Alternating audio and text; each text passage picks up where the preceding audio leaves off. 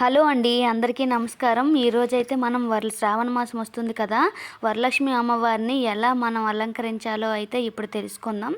సరే చూసేద్దాం వచ్చేయండి. సరే, ఇంట్లో ఉండే టేబుల్ అయితే పెట్టేసుకొని నేనైతే కిందన ఒక చున్నీ అయితే పరిచి పెట్టుకున్నాను.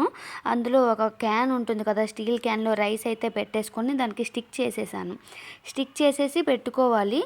మన బ్లౌజ్ పీస్ ఉంటుంది కదా, ఆ బ్లౌజ్ పీస్ని మనం కుర్చీలు అలా 1 by 1 అలా ఫోల్డ్ చేసుకొని కర్చీఫ్ మడత పెట్టేటట్టు మడత పెట్టి పిన్ అయితే పెట్టేసుకున్నాను. సో అక్కడ పిన్ పెట్టేసుకొని ఇంకా ఈ చెంబుకి చుట్టూ పెట్టి కుచ్చుల్లాగా అలా లేయర్గా అమ్మవారిని అయితే అలంకరించాలి. ముందుగా మనం అమ్మవారిని అలంకరించే విధానం అయితే ఇదే. ఇంకా ఆ చెంబు పైన ఇలా కుచ్చులు పెట్టి మనం కొంచెం సరిగా చెక్ చేసుకోవాలి. ఐరన్ చేసి పెట్టుకుంటే చాలా బాగా వస్తుంది. సో శ్రావణ మాసంకి ముందు మనం తయారు చేసి పెట్టుకోవాలి కాబట్టి జస్ట్ చూపించడానికి కోసం అయితే చేస్తున్నాను. సో వీడియో అయితే వచ్చేసి ఇలా బ్లౌజ్తో పాటు కుచ్చులు పెట్టేసుకొని మనం పెడతాం కదా, మనం పూజ చేసేటప్పుడు అయితే కలసంలాగా కొబ్బరికాయ పెట్టేసుకొని అమ్మవారి ప్రతిమ అయితే పెట్టాలి. సో పూజ కోసం అయితే కాదు కాబట్టి జస్ట్ చూపించడానికి కోసమని చెప్పి అమ్మవారి బయట చెంగుని ఇలా కప్పి పెట్టి పెడుతున్నాను. సో దానికి స్టిక్ చేసుకోండి. స్టిక్ చేసేసుకొని ఇక్కడ పిన్ పెట్టుకోండి. మీ దగ్గర ముళ్ళు పిన్నులు ఉంటాయి కదా, సో ఆ పిన్ అయితే పెట్టేసుకోవాలి. పిన్ పెట్టేసుకొని ఇంకా బయటికి రాకుండా ఉంటుంది. కొంచెం సెట్ చేసుకొని చాలా జాగ్రత్తగా నీట్గా అయితే సరి చేసి పెట్టుకొని పిన్ పెట్టేసుకోవాలి. ఐరన్ చేసుకుంటే మాత్రం అలంకరణ చాలా బాగా కనిపిస్తుంది. మనం శ్రావణ మాసంలో పూజ చేసేటప్పుడు అలంకరణ అట్లా చేసుకోవాలి. నేనైతే ఈ ప్రతిమకి వెనక్కి పేపర్స్ చుట్టేసి పేపర్ని ఫోల్డ్ చేసేసి దాన్ని ప్లాస్టిక్తో కొంచెం అట్లా పెట్టేశాను.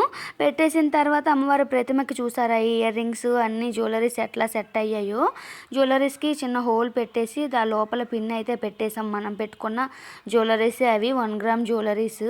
ఇంకా పిన్నులు అయితే అలా ఫోల్డ్ చేసి పైన వెనకైతే కొబ్బరికాయ అయితే పెట్టుకుంటాను పూజ చేసేటప్పుడు. ఇప్పుడైతే మామూలుగా జస్ట్ ఫోల్డ్ చేసి అయితే పెట్టేసుకొని ఇంకా స్టిక్ చేసేసాము. దానికి ఆ ప్రతిమకి వెనక్కి ప్లాస్టర్ అయితే పెట్టేసాం. ఇదైతే వడ్డానంకి యూజ్ అవుతుందని చెప్పి ఇట్లా పెడుతున్నాం. మనకు మీ దగ్గర ఏ జ్యువెలరీస్ ఉంటే అవైతే మనం మంచిగా చేసేసుకోవచ్చు. జ్యువెలరీతో అలంకరణ అయితే చేసుకోవచ్చు. చీరతో కూడా అమ్మవారిని తయారు చేయడం చాలా బాగుంటుంది. ఇదైతే బ్లౌజ్ పీసులతో అమ్మవారి రూపుని అలంకరిస్తున్నాము. ఇంకా మెడలో అయితే మన దగ్గర ఉన్న జ్యువెలరీస్తో మేనేజ్ చేసుకోవచ్చు. సో నేనైతే వడ్డానికి కిందన కొంచెం లాగుతాను. సో పైది నెక్లెస్లా ఉంది కదా, అదైతే పైన జ్యువెలరీస్ అయితే పెట్టేసుకోవాలి.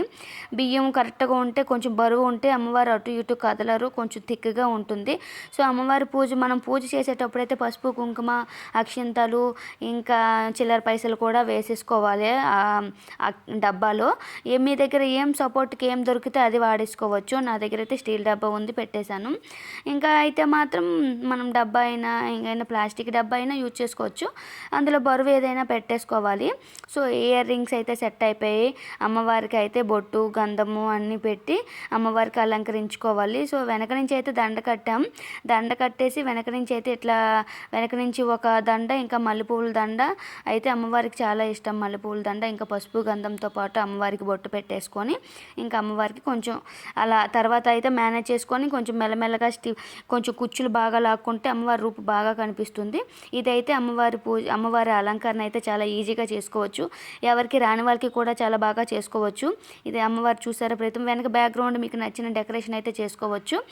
అమ్మవారికి బ్లౌజు ఇంకా తాంబూలం అయితే పెట్టేసుకొని ఇంకా నెక్స్ట్ ప్రాసెస్ పూజ అయితే చదువుకోవచ్చు. ఇంకా మీరు ఏవైనా వంటలు చేస్తే ఆ వంటలు అయితే చేసుకోవచ్చు.